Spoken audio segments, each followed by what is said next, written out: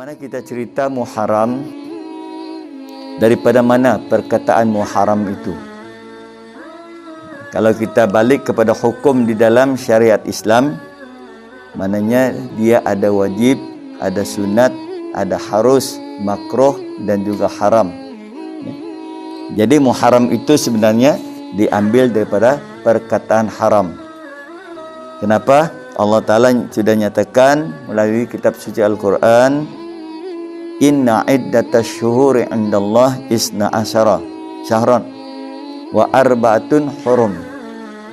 Allah Ta'ala sudah nyatakan sesungguhnya jumlah ataupun bilangan bulan di dalam Islam di sisi Allah ada 12 bulan. Kemudian ada 4 bulan, arba'atun hurum. 4 bulan adalah bulan yang diharamkan. Haramkan apa? Apakah hanya 4 bulan ini? Kita akan bincangkan. Maknanya kalau kita balik kepada arahan, perintah dan suruhan, memang kita akan terus selagi ada hayat di ngandung badan kita, selagi itu kita akan melaksanakan arahan, perintah dan suruhan Allah. Dan apa yang ditegah dilarang itu ataupun yang diharamkan, hendaklah kita jauhkan. Maka oleh kerana itulah bila dikatakan haram, perkara-perkara yang menjadi larangan, hendaklah kita jauh dan kita tinggalkan.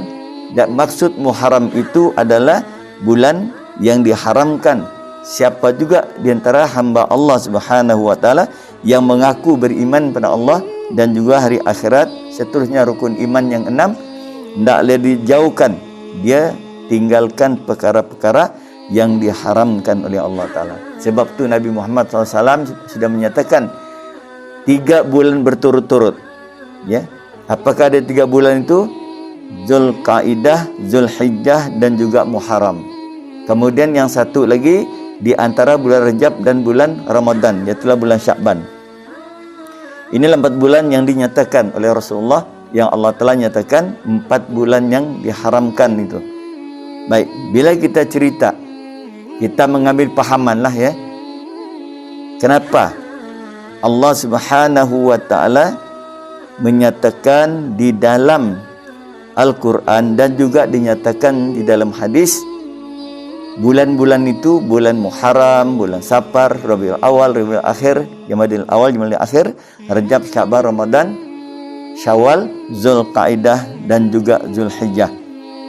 Jadi bila kita kembali pada Muharram, maknanya ada peristiwa-peristiwa yang penting sebagai peringatan kepada kita. Bila kita kembali ya, beberapa kisah ya, beberapa peristiwa, mungkin malam ini saya tidaklah cerita kesemuanya, sebab masa kita mungkin tidak mengizinkan. Saya akan cuba bawa pandangan bila mana hamba-hamba Allah yang mengaku beriman dengan Allah, tapi mereka ni buat kemungkaran, apalagi yang bukan, yang tidak beriman pada Allah Subhanahu wa taala. Bila mana mereka melakukan kemungkaran, buat perkara-perkara haram, kalau sebelum daripada Nabi Muhammad, yang kita ni adalah umat Nabi Muhammad, yang mana Allah Taala akan kemudiankan kita punya apa namanya balak. Tapi ada tapinya. Kalau sekiranya seorang manusia atau satu kumpulan manusia itu sudah lebih batasan ya. Bagi contohlah, contoh yang paling nyata seperti mana Greek hari itu. Kenapa berlakunya Greek? Hujan turun tapi tidak ada angin. Tiba-tiba datang air besar yang melanda tempat yang mana tempat melakukan perkara-perkara kemaksiatan. Akhirnya orang ini semuanya terhapus. Allah Ta'ala matikan orang-orang ini. Kenapa? Mereka melakukan perkara-perkara yang tidak sepatutnya dilakukan oleh seorang manusia. Baik, itulah yang berlaku di akhir zaman sekarang ini. Sebelum saya bawa pandangan pada kisah-kisah di zaman dahulu, mari kita tengok dalam surah Rum bagaimana Allah Ta'ala ingatkan, A'udzubillahi minasyaitonirrajim, Zaharal fasad fil barri wal bahri bima kasabat aydin nas liyuziqahum ba'dallazi amilu la'allahum yarji'un. Berlakunya kerosakan di lautan dan juga di daratan adalah disebabkan perbuatan tangan manusia. Jadi bila mana manusia sudah buat kerosakan, buat macam-macamlah perkara-perkara larangan, lalu Allah Ta'ala turunkan bala. Liyudziqahum ba'dallazi amilu. Kenapa? Apa yang mereka lakukan itu supaya Allah Ta'ala bagi pengajaran dan peringatan. Dan mudah-mudahan dengan pengajaran dan peringatan itu mereka akan kembali sedar, kembali insaf, dan kembali untuk mengingat Allah Subhanahu wa Ta'ala.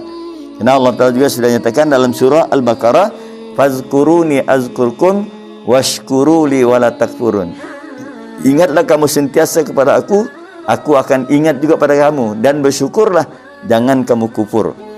Maka kerana itulah kita bersyukur, kerana kita ni adalah hamba Allah yang Allah telah kurniakan panca indera yang cukup sempurna, lalu kita pergunakan panca indera itu untuk beribadah, mengabdikan diri kepada Allah Subhanahu wa Ta'ala. Okey, kita balik pada kisah apa yang berlaku di bulan Muharram. Saya yakin sebelum ini pun pada tahun-tahun yang sudah berlalu, maknanya ada kisah-kisah yang diceritakan kepada kita. Tapi mungkin juga kisah-kisah yang berlaku tapi tidak diceritakan tentang Muharram itu. Ya, mungkinlah. Tapi malam ini saya bawa saja bagaimana kita boleh mengetahui apa asalnya ataupun kalimah ataupun perkataan Muharram itu, dia diambil daripada perkataan ataupun kalimah haram. Jadi mana Muharram, begitu juga kalau kita cerita tentang masjid. Masjid ini asal mula perkataan ataupun kalimahnya sajadah. Di mana yang kita faham sajadah, tikar lah, tikar yang kita bawa ni. Tempat kita sujud kita katakan itu tikar sejadah.